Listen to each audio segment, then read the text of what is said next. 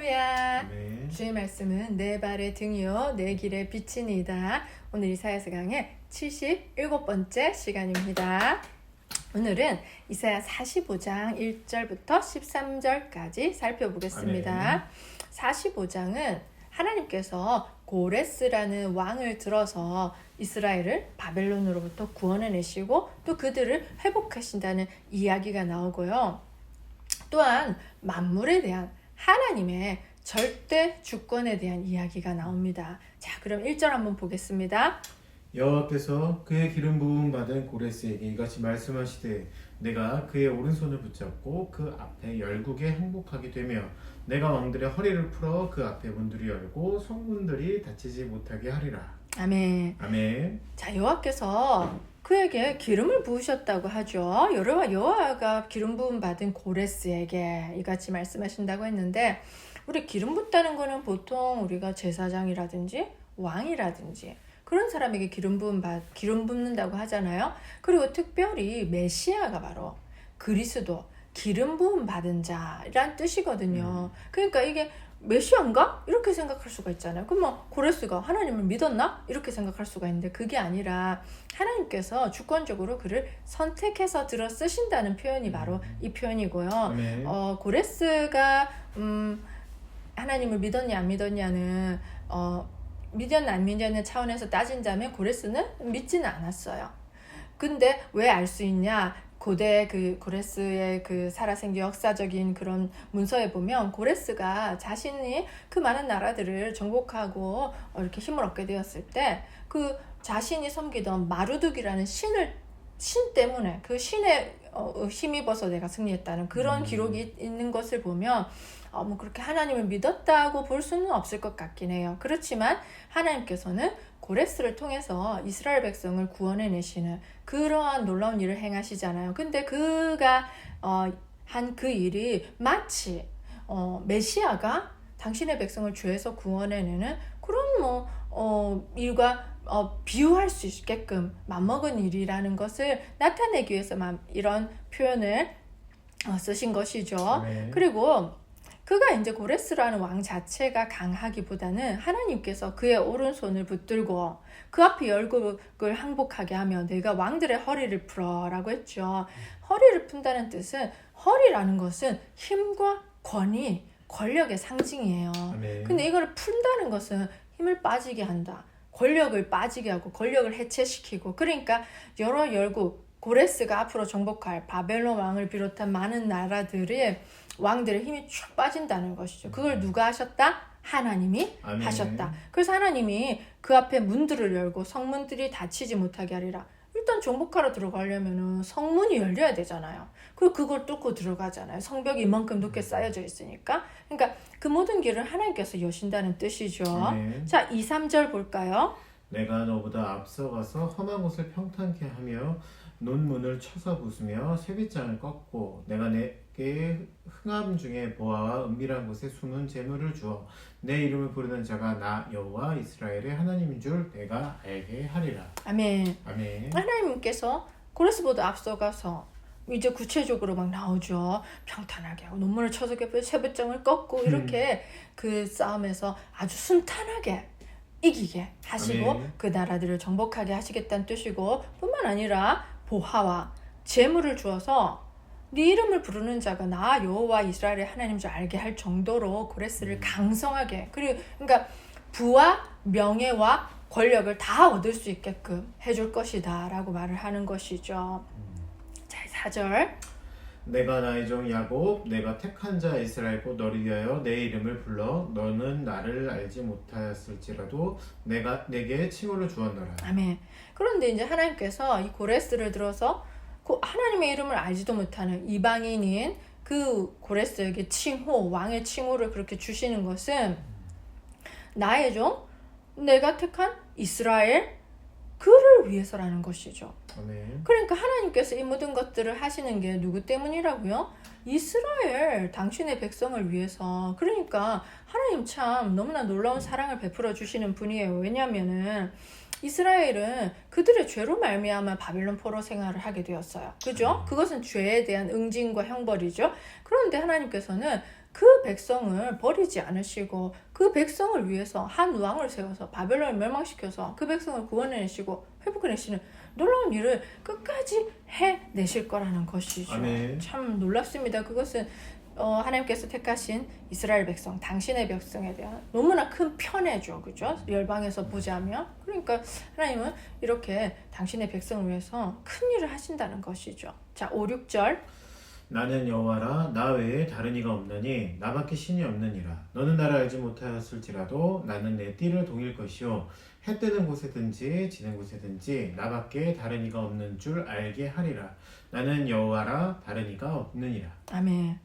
근데 이 본문만큼 그런 하나님께서 자신을 이렇게 뭐랄까 확 드러내시는 것도 드물다고 생각해요. 하나님은 좀 숨어 계신 것 같고 은밀하게 계신 것 같고 일도 은밀하게 하신 것 같고 우리가 잘 모를 때가 많잖아요.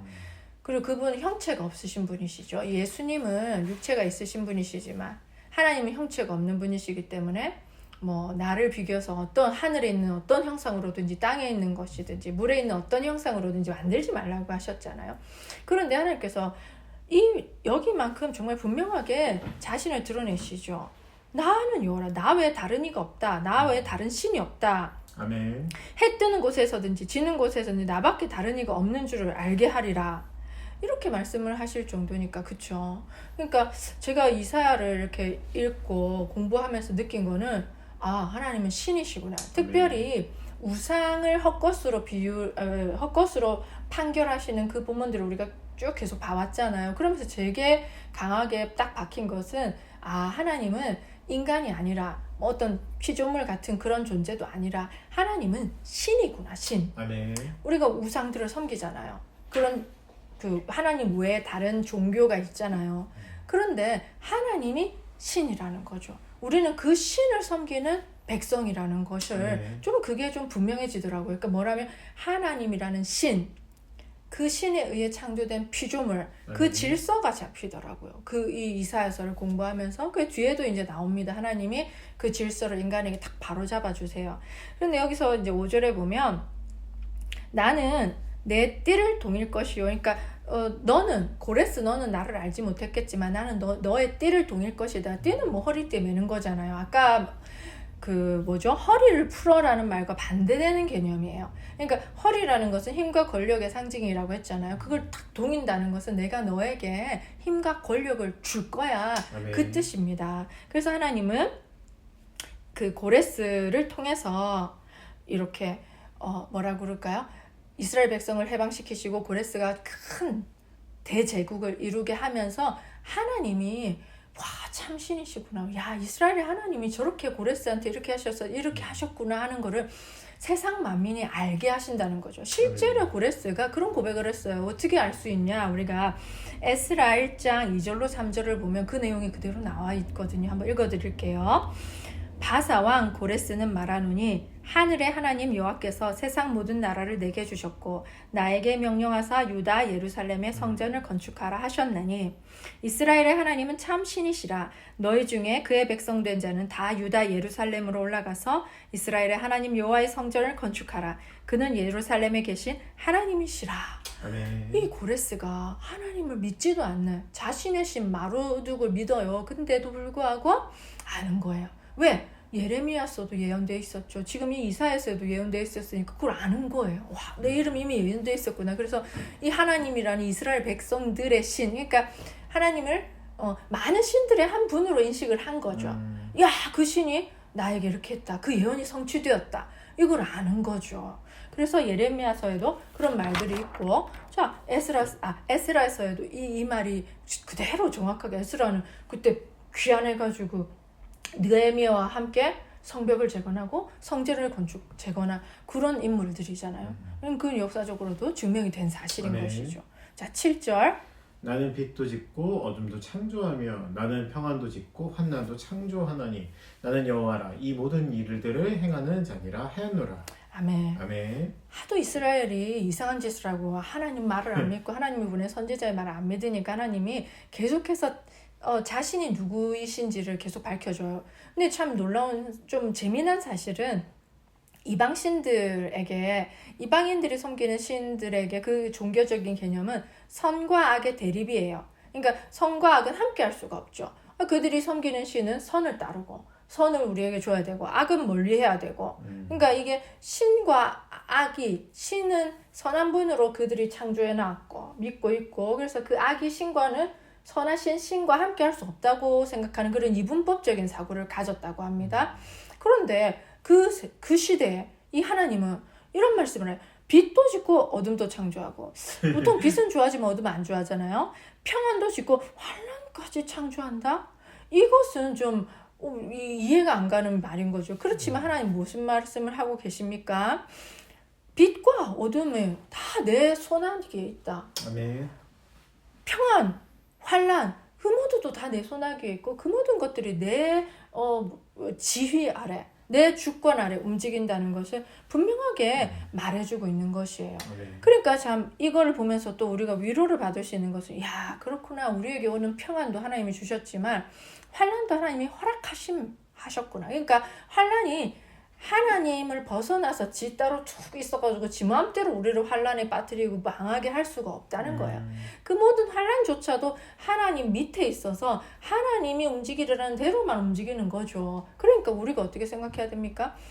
내게 일어나는 좋은 일도 물론 감사해야 되지만 힘든 일조차도 하나님의 통제권 아래 있기 때문에 그것이 저희를 망하게 할 수가 없다는 거죠. 우리가 그렇게 막 초조해하거나 불안해하거나 두려워할 필요가 없다는 거예요. 그 당장의 환란이 힘든 건 맞아요. 그렇지만 그것조차 하나님 손아귀에 있어서 선하신 뜻대로 이루시는 분의 뜻에 맞게 움직이고 있으니 우리가 두려워하고 걱정할 것이 과연 무엇이 있겠냐는 것이죠. 참 이것은 위안이 되고, 야, 하나님 과연 신 중의 신, 정말 하나님이시다 하는 것을 우리는 알 수가 있는 거죠. 아멘. 우리가 생각하는 것 이상으로 하나님은 전능하시다는 것을, 또 절대 주권을 가지고 계신, 우리가 좀 우습게 만만히 볼 상대는 아니라는 것을 또 알 수가 있는 것이죠. 자, 8절. 하늘이여 위로부터 공의를 뿌리며 구름이여 의를 부을지어다.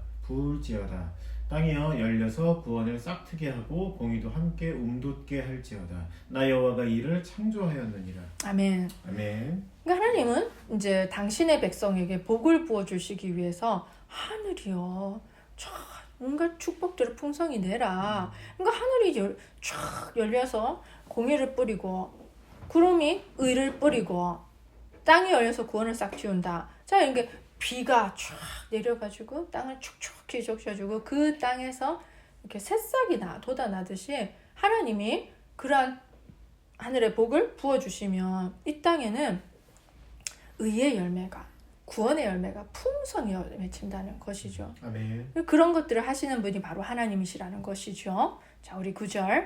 질그릇 조각 중 한 조각 같은 자가 자기를 지으신 이와 더불어 다툴진대 화 있을진저 진에게 토기장이에게 너는 무엇을 만드느냐 또는 내가 만든 것이 그는 손이 없다 말할 수 있겠느냐. 아멘. 아멘. 하나님께서는 이제 지금 이제 이 다음에 나올 것들 보면 이 진흙과 토기장이, 그러니까 토기장이가 진흙을 통해서 그릇을 빚잖아요. 그 비유와 또 아버지 어머니와 자식, 그러니까 부모님과 자식의 비유를 들어서 하나님과 우리 관계가 어떠한지를 설명해 주고 계세요.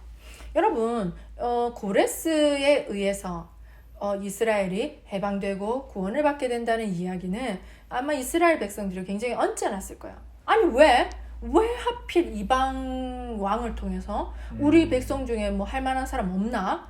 그러니까 이 하나님의 계획은 그들의 계획, 그들의 예상, 그들의 기대를 완전히 빗나간 것이죠.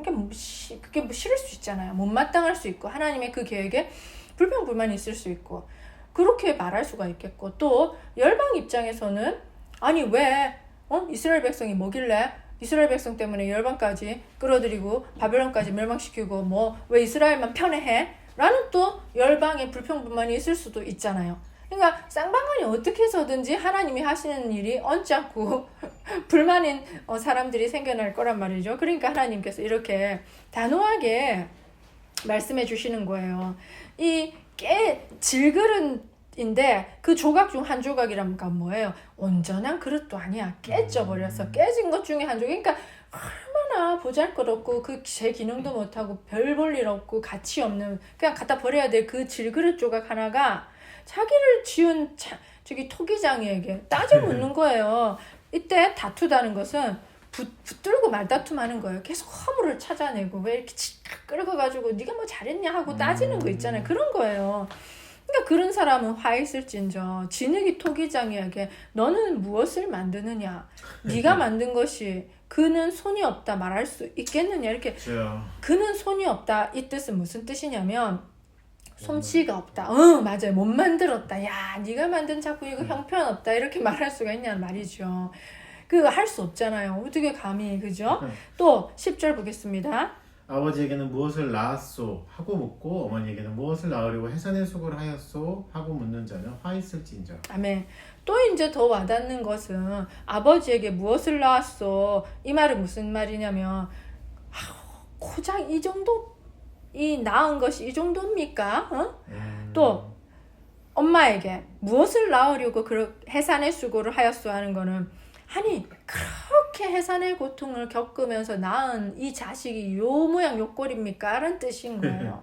그 자식이 자기 부모한테 그렇게 하는 거 폐륜이잖아요. 우리 이 시대 도덕적인 거로 봐도 윤리 도덕으로 봐도 우리는 그런 사람을 폐륜아라고 하잖아요.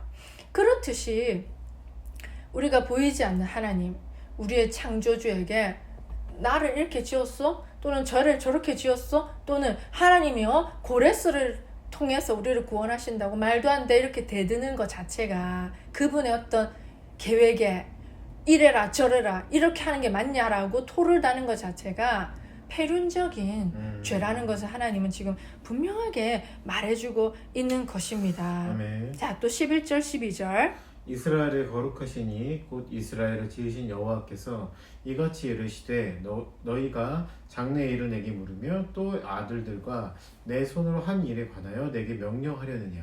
내가 땅을 만들었고 그 위에 사람을 창조하였으며 내가 내 손으로 하늘을 펴고 하늘의 모든 군대에게 명령하였노라. 아멘. 아멘.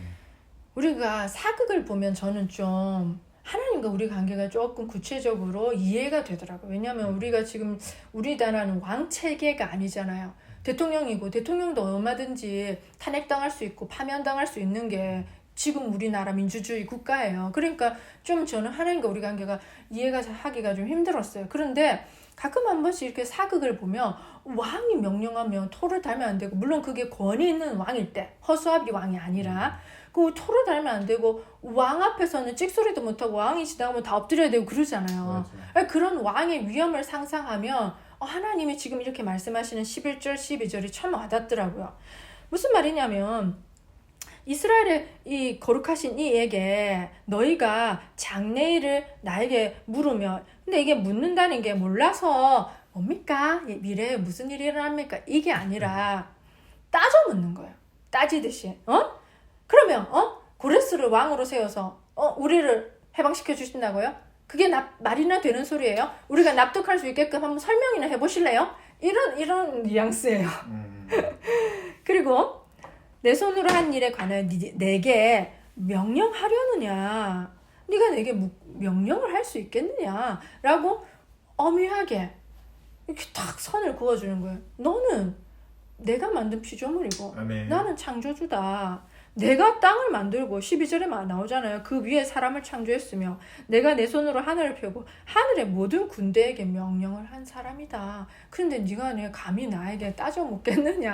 아멘. 그럴 형편이 되냐라고 단호하지만 선을 쫙 그어주는 넘지 마라. 여기까지 해라. 탁 이렇게 그 왕의 위험을 한번 생각해보면 그럼 그게 이제 찍소리도 못하고 입을 다물어야 되는데 우리는 안 다물죠. 이스라엘 백성도 안 다물고 그러니까 그 하나님의 위험을 우리는 아직 잘 모르는 거예요. 그분이 촤하고 나타나면 우리는 있잖아요. 저절로 그 위험 앞에 주눅이 들어가지고 압도당해서 그냥 납작 엎드릴걸요. 아멘. 저는 그렇게 생각을 하는데 실제 그게 피부에 와닿진 않잖아요. 지금은. 근데 이제 이 이사야서를 읽으면서 우리가 상상을 해보는 거죠. 저는 이제 제가 본 사극 드라마 같은 것을 통해서 왕의 위험이 이런 거구나. 내가 진짜 건방졌구나 하는 거를 알 수가 있는 거죠. 자, 또 13절 보겠습니다. 내가 공의로 그를 일으킨지라 그의 모든 길을 곱게 하리니 그가 나의 성읍을 건축할 것이며 사로잡힌 내 백성을 값이나 값없음이 없이 놓으리라. 만군의 여호와의 말이니라 하셨느니라. 아멘.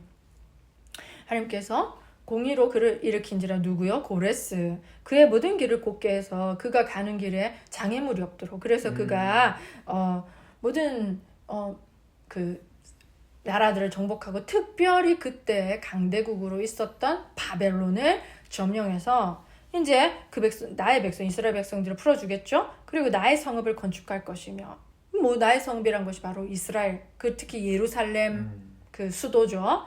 그리고 사로잡힌 내 백성을 값이나 갚음이 없이 놓겠다는 것은 특별한 하나님의 은총이에요. 왜냐하면 고대 세계에서 포로들은 보통 정복자의 소유물로 생각을 했단 말이죠. 그러니까 바벨론 포로로 있었던 이스라엘 백성이 이제 고레스 왕이 바벨론을 점령했기 때문에 고레스 왕의 소유가 되는 것입니다. 그러면 그런 포로들을 내놓을 때는 보통 값을 지불하고, 그러니까 고레스 왕에게 값을 지불하고 내놓아야 되거든요. 풀어줘야 되거든요.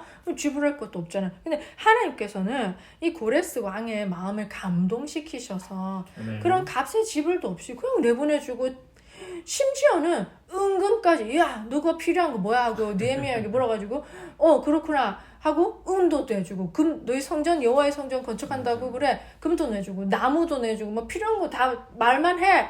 야 이런 게 어디, 그게 바로 하나님의 은혜라는 거죠. 아멘. 하나님께서 이스라엘 백성들을 위해서 그 이방 왕 고레스의 마음을 감동시키셔서, 우리 아까 에스라 읽었잖아요. 그 뒷부분 4절이 바로 그 얘기예요. 은과 금도 다 주고 하는 그 내용입니다.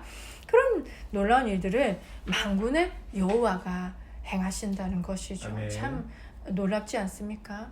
이렇게 죄도 많이 짓고 정말 이쁘지도 않은 이 백성을 하나님은 끝까지 사랑하시고 이방의 역사를 주관하시면서 당신의 백성을 편애하셔서 이끌어내신다는 그 사실 놀랍습니다. 그 사랑을 그 옛날 이스라엘 백성에게만 하셨던 게 아니라 지금 우리에게도 하나님 그렇게 하신다는 것이죠. 그게 얼마나 놀랍습니까? 왕이 우리를 돌보시고 사랑해 주시고, 그리고 그 왕은 무능력하지가 않아서 능력 있고 권위가 충만해서 우리를 지키고도 남음이 없는 그런 왕을 우리가 섬기고 있고, 그 왕 밑에 우리가 편애를 받고 있다는 사실이 우리에게 소망이 되고 기쁨이 되고 감사가 되기를 축복합니다. 아멘. 다음 시간에는 이스라엘의 구원을 받는 이 놀라운 일들을 통해서 열방이, 이방인들이 하나님께로 돌아오는 이야기가 펼쳐집니다. 아멘. 참 이사야 재밌죠. 아멘. 이제 깨닫는 바가 많고 하나님이 어떻게 우리를 사랑하시는지, 또 하나님이 어떤 분이신지를 더 알게 되는 것 같아요. 그리고 하나님의 존재, 그게 나의 존재, 이 질서가 좀 더 분명해지는 것 같아서 참 기쁩니다. 아멘. 우리가 이렇게 이사야 말씀을 한 절 한 절 공부할 때마다 시냇가에 심은 나무가 철을 따라 열매를 맺으며 그 잎사귀가 마르지 아니함 같은 형통의 복이 저와 여러분에게 충만하기를 축복합니다. 아멘. 다음 이사야 시간에 뵙겠습니다. 안녕.